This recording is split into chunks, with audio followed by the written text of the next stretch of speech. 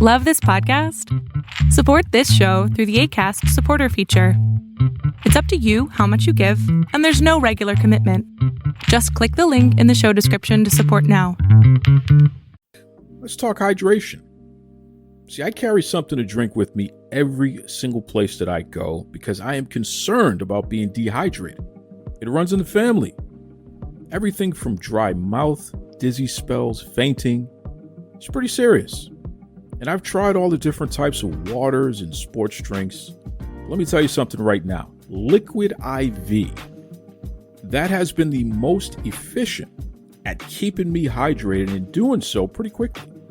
Okay, Liquid IV has 5 essential vitamins and is 2 times faster at keeping you hydrated than water alone. And I'm serious, man. Everything from vitamin C to vitamins B3, B5, B6, B12. Liquid IV also is non-GMO, so it's free from gluten, dairy, soy. So for all you folks out there with food allergies, this may be right up your alley. And I know what you're thinking, but how does it taste, Duke? Well, it tastes pretty good. Okay, we're talking my favorite in pina colada. They also have tropical punch, strawberry, new flavors like sea berry and strawberry lemonade. You can enjoy this stuff, man. But don't take my word for it. I want you to stop what you're doing right now and head over to liquidiv.com. Use the promo code Duke Loves Rasslin so you get 20% off your entire order. I mean, anything that you order on liquidiv.com. So what are you waiting for? It's time for you to shop better hydration today. Use the promo code Duke Loves Rasslin over at liquidiv.com. Save yourself 20%. Stay hydrated. Most importantly, enjoy life. That's right.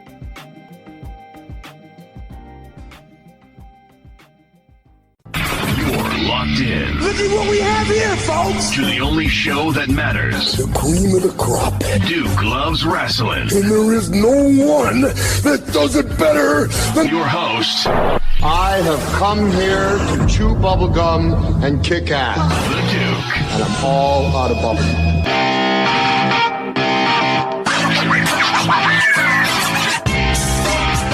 Hey, what's up, ladies and gentlemen? It is Miss Leila Gray, the ultimate baddie, the unstoppable danger, the one that puts the bad in baddie.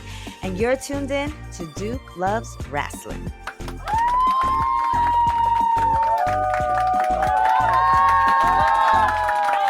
You know, folks, there are people that you have come along for the journey with that really have just captivated us. And I can't think of too many people who have done so more than our returning guest this week. I mean, just somebody so special and somebody who you love to root for because she has maintained being a great person, not just a good person, but a great person.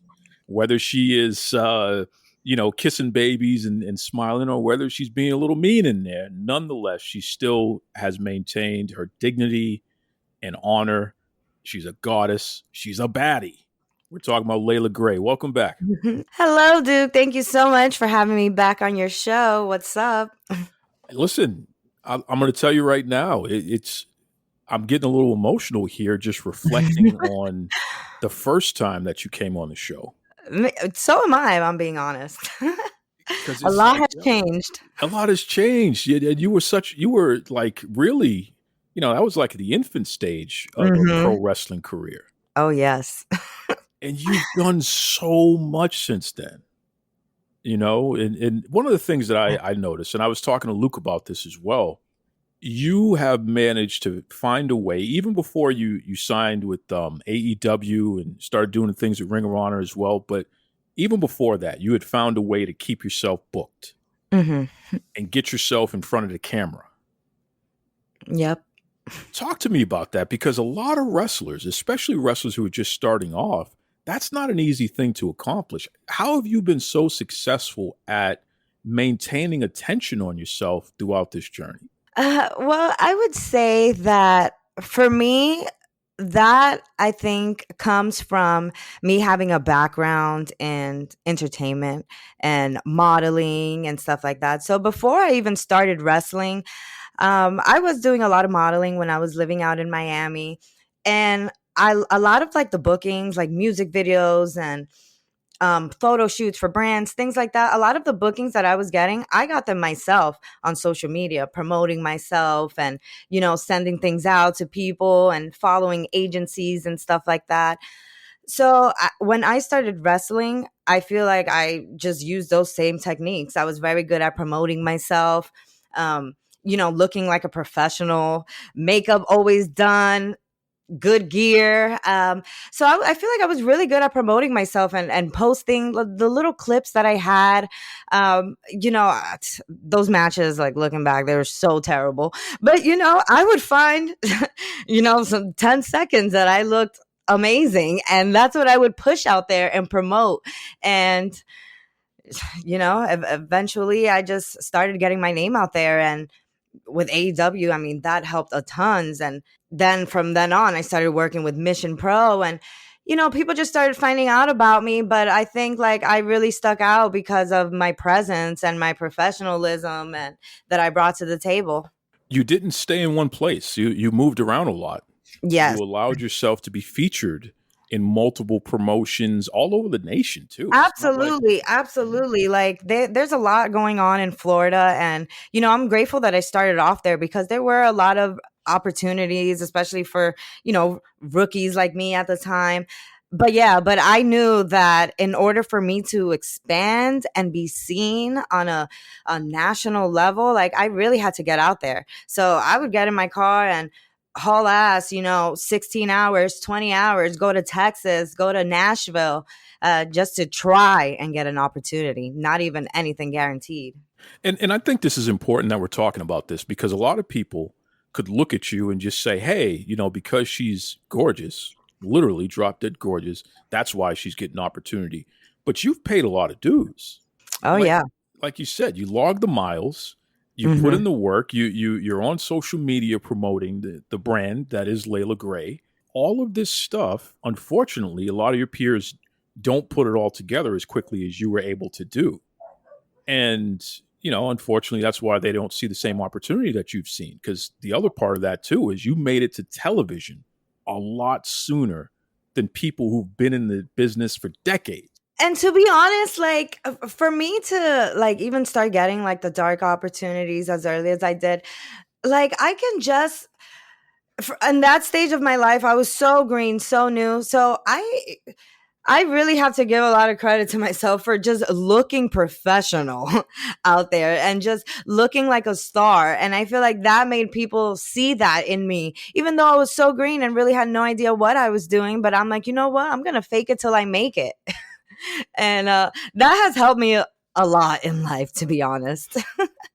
Well, it's interesting because, and I'm glad you said that too, because not to take away from anybody else, but there was a quote unquote Baddie's search, right? So Jade Cargill, Miss Cargill, literally a walking, talking, just one of one in her own right, so beautiful, sculpted perfectly. Someone who can literally talk and everyone's going to pay attention to what she had to say. She went on a Baddie search, and so many people were sitting in the Baddie section and coming out and quote unquote auditioning, for lack of a better term. But yet you were somebody who legitimately you stuck and you ended up being the ultimate Baddie. Talk to me about that too, because it's like, how were you able to stand out above the crowd and stick? That was a big shocker to me when they did the whole Baddie search and stuff. And I started seeing people tagging me on Twitter on the AEW post when they were talking about the Baddie search. And, I thought it was cute. I thought it was funny. I liked it. Maybe I retweeted it or something. I have no idea. Then out of nowhere, one day I get a phone call and, it's AEW telling me they have something for me. And I'm like, oh my God, let me try not to get my hopes up too much. But, I come in, I have that match with Jade Cargill, Blood and Guts. And And after that, I teamed up with Stokely, and it was kind of like week to week because I really didn't know what was going to come out of this. But I kept going. I kept showing up, and we were on TV weekly, and I just just tried to be the best baddie that I could be. I'm like, you know what? If this is the role, I'm going to do the best job that I can.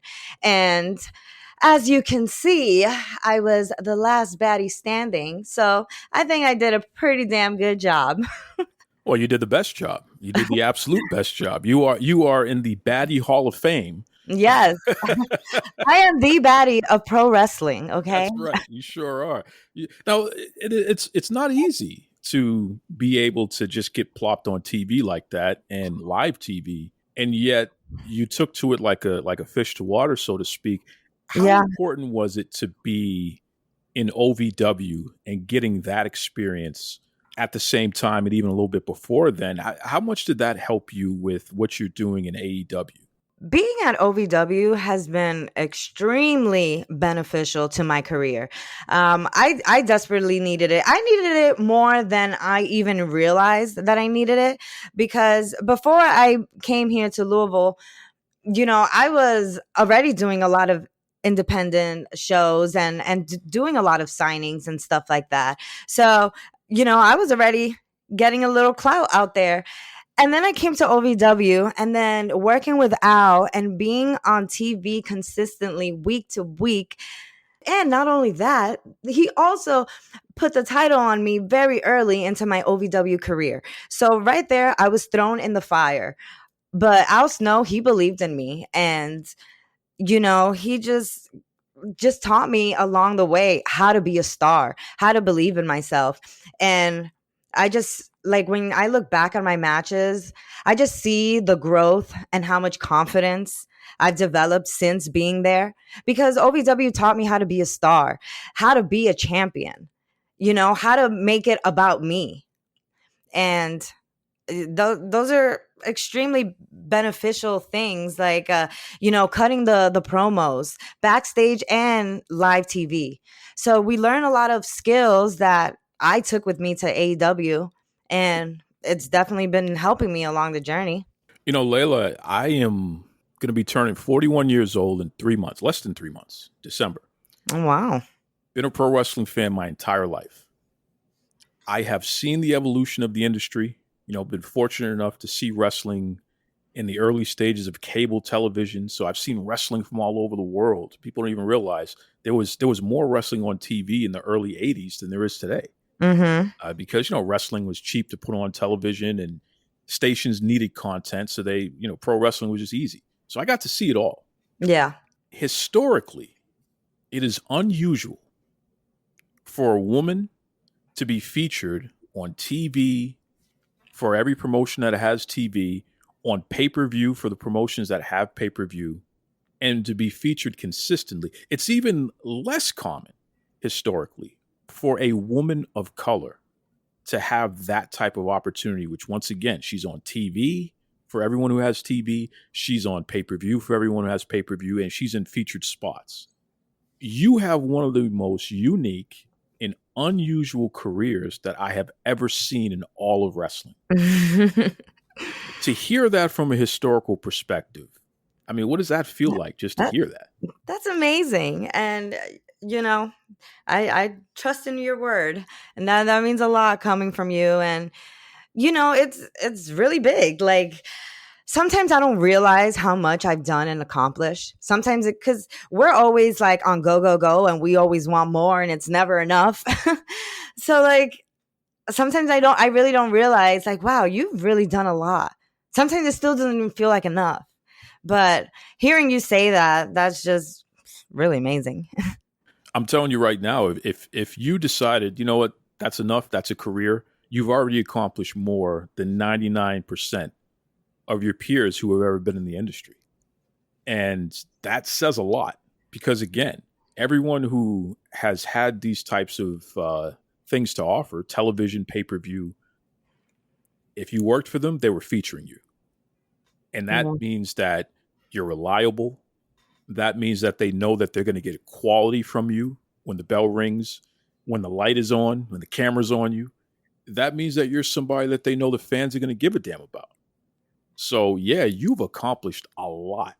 And the ironic part about it is you're not stopping anytime soon. So you're just getting started. So, damn, where are you going to be 5 years from now? It's like, you know what I mean? Who knows? But yeah, I plan to be on top of the world, and the whole universe will know Leila Grey.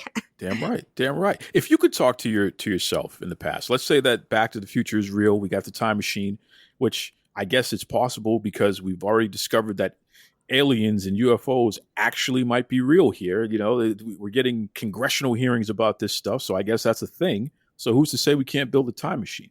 So let's build a time machine. Let's go back 5 years. Okay, let's do it.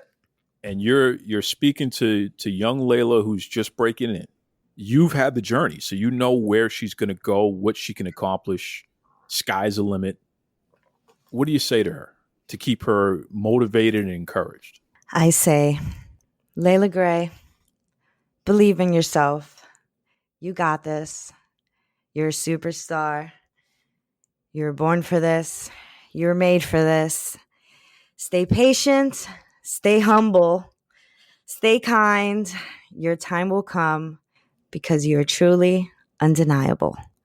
Poetry right there. Telling you. There is a new series on Netflix that has taken the world by storm. Wrestlers.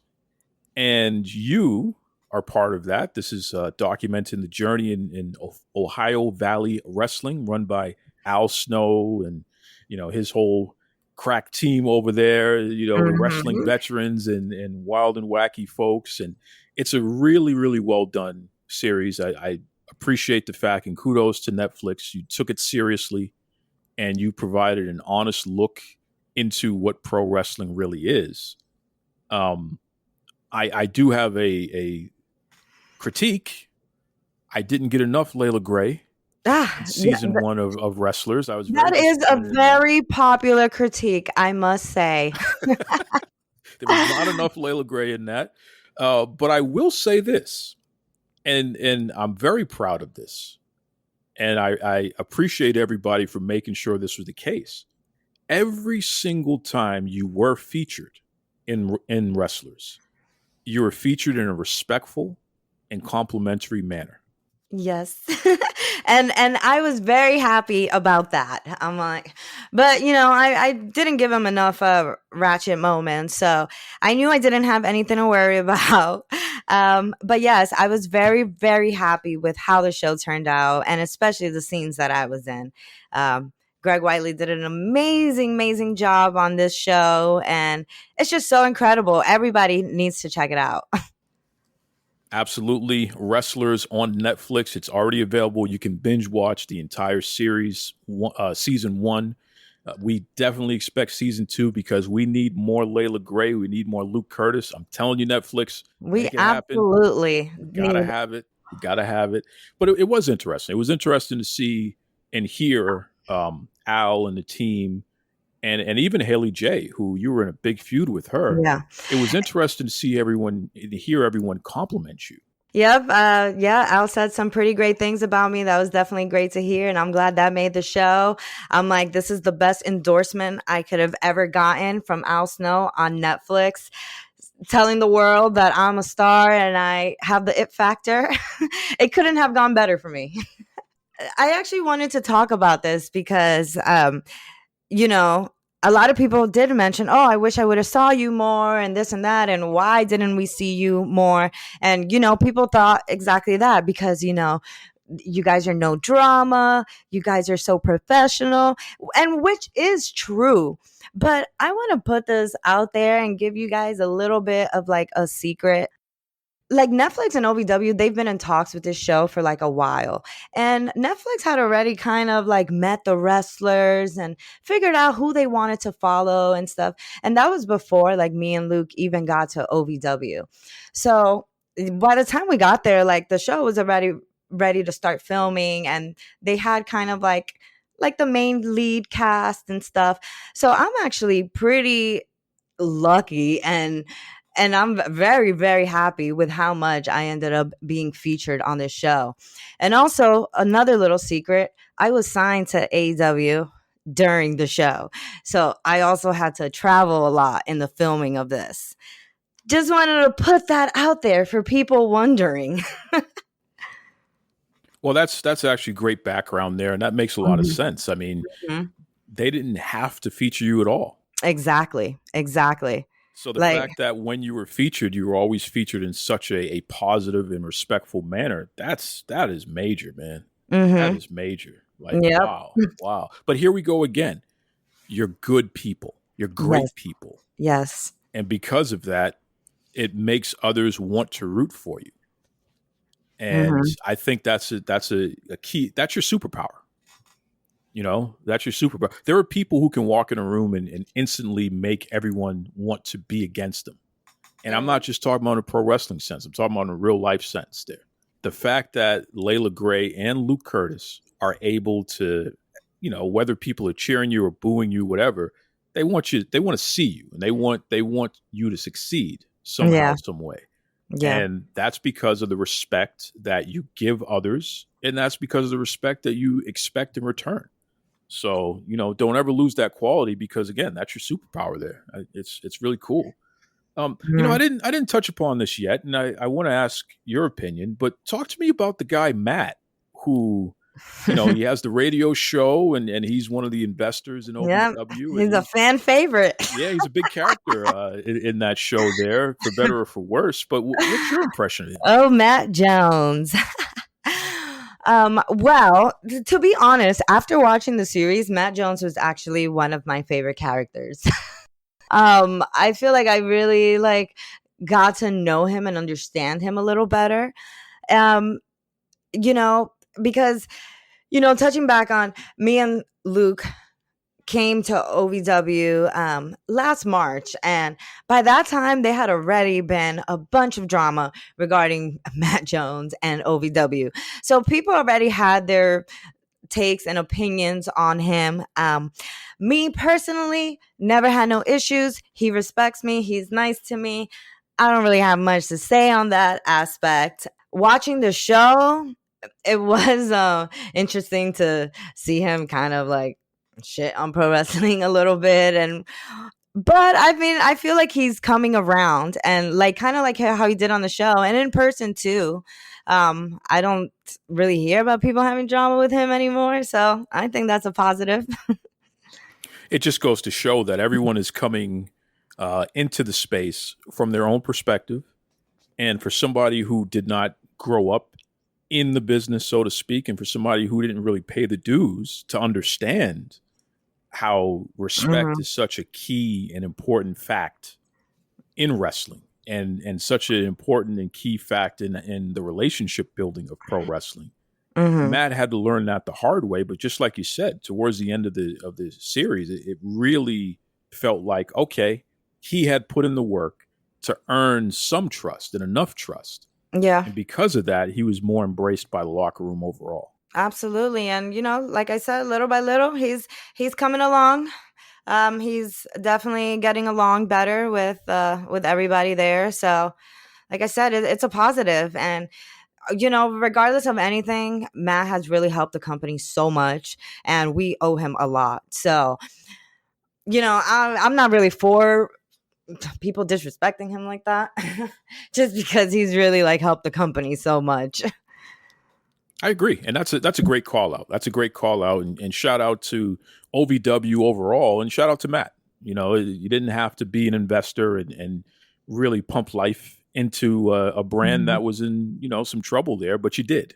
And Yeah, you should be and proud of that. right, and goddamn, and then him and Craig. Yeah, Craig too. Yes, they got us on Netflix. Yeah, That is amazing. yeah. Amazing. Change lives. These guys change lives in their own way, in a way that Al has changed a lot of lives, and Al Snow has definitely.